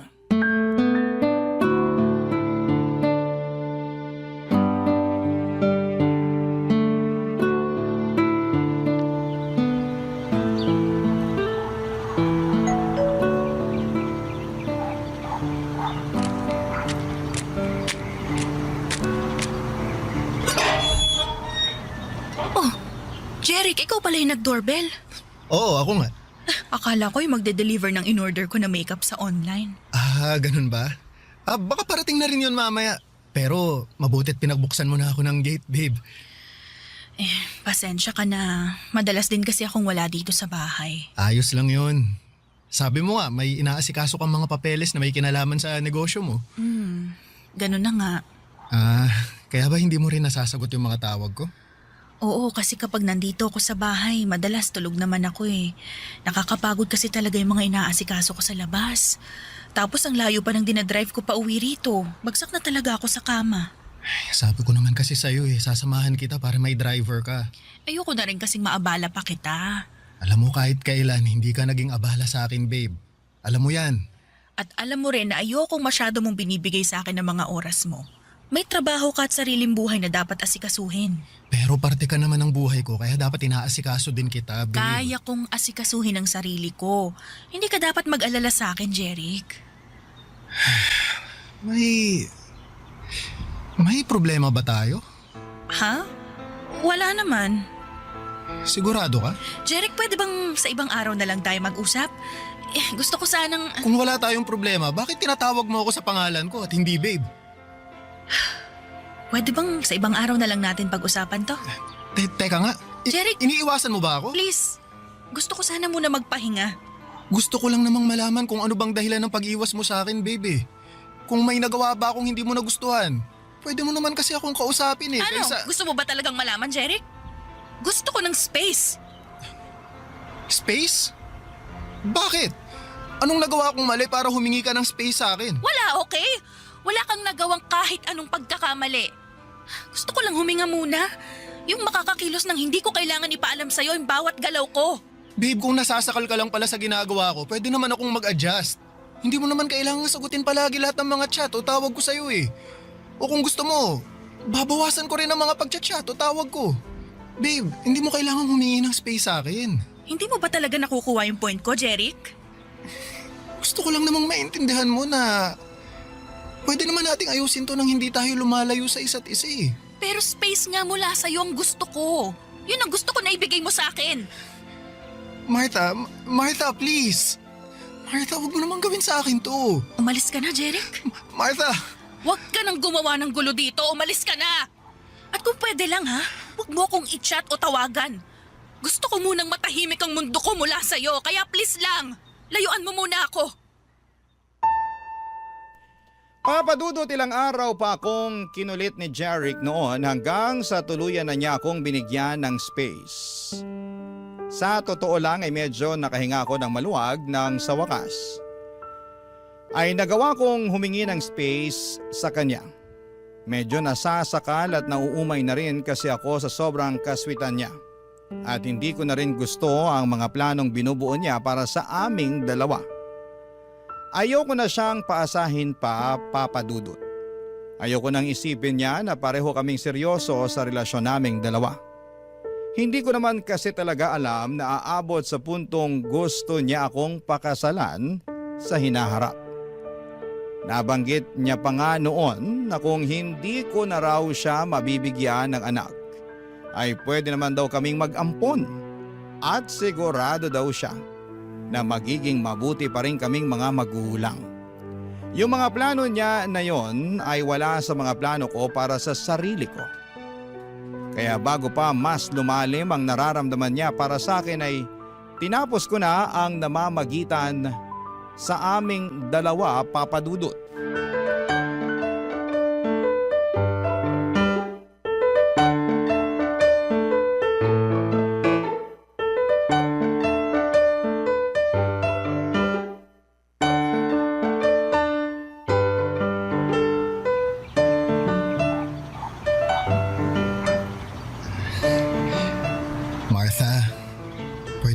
mag-usap? Mars, hintayin na lang kita sa parking para makapag-usap muna kay ni Jerry. Sige, Mars. Tungkol saan pa bang gusto mong pag-usapan natin, ha, Jeric? Siyempre, Jeric, hindi pa ba malinaw sa'yo ang lahat? ang alin ba, Martha? Humingi ka lang naman ng space sa akin, di ba? At binigay ko yun sa'yo. Siguro naman oras na para ayusin na natin tong dalawa. Wala na nga tayong dapat ayusin. Hindi mo pa rin ba talaga nakikita yon? Pero ano ba talagang nagawa akong mali, Martha? Bakit bigla na lang gusto mo nang tapusin ang relasyon nating dalawa? Dahil alam kong wala nang patutunguhan tong ginagawa natin. Itong relasyon natin. Paano walang patutunguhan? Martha, seryoso ako sa'yo. Alam mo yan. Mahal kita. Mahal na mahal. Hindi kita mahal. Anong sabi mo? I'm sorry, pero kailangan na nating tapusin ang lahat sa ating dalawa. Sorry kasi nakikipag-break ka na talaga sa akin? Sorry kasi hindi mo ako mahal? O sorry kasi kahit kailan hindi mo naman talaga ako minahal? Martha, minahal mo naman ako, di ba? Sabihin mo sa akin. Minahal mo ako, di ba? Baka naman pwede nating subukan na ayusin to. Promise, mas magiging maayos din akong boyfriend sa'yo. Susunod ako sa lahat na sasabihin mo. Ibibigay ko sa'yo lahat ang gusto mo. Martha, please. Nagmamakaawa ako sa'yo. Huwag mo naman gawin sa akin to. Jeric, I'm sorry talaga pero hindi ko na kayang ituloy pa yung relasyon nating dalawa. Ano bang kailangan kong gawin? Gusto mo bang lumuhod ako sa harap mo?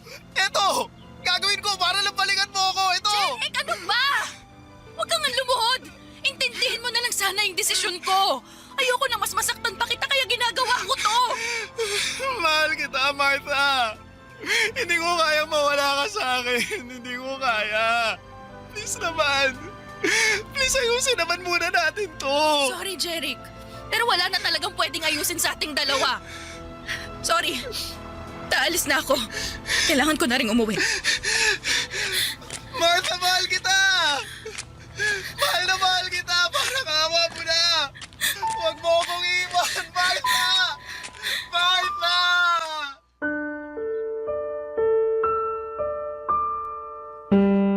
Papadudot, hindi rin naman naging madali sa akin ang pakikipaghiwalay kay Jeric.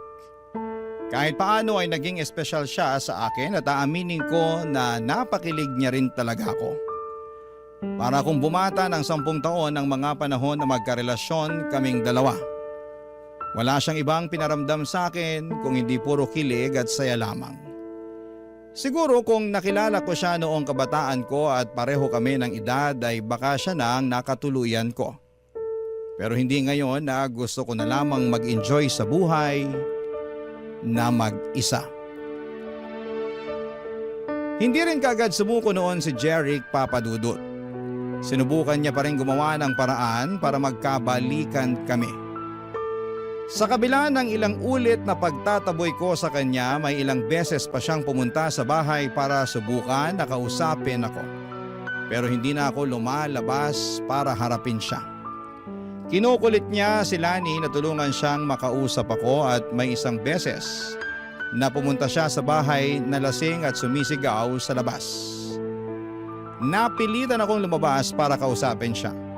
Halos sumagulhol ulit siya at nagmamakaawa na balikan ko siya.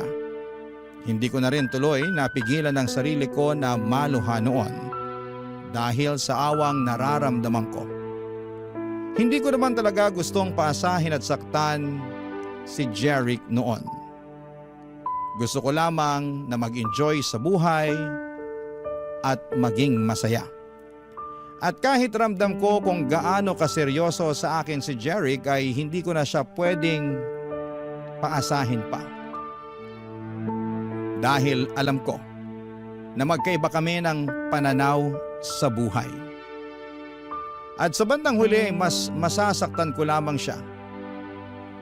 Nagigilty pa rin ako hanggang ngayon pero umaasa na mahahanap na ni Jeric ang babaeng masusuklian ng tama ang pagmamahal niya.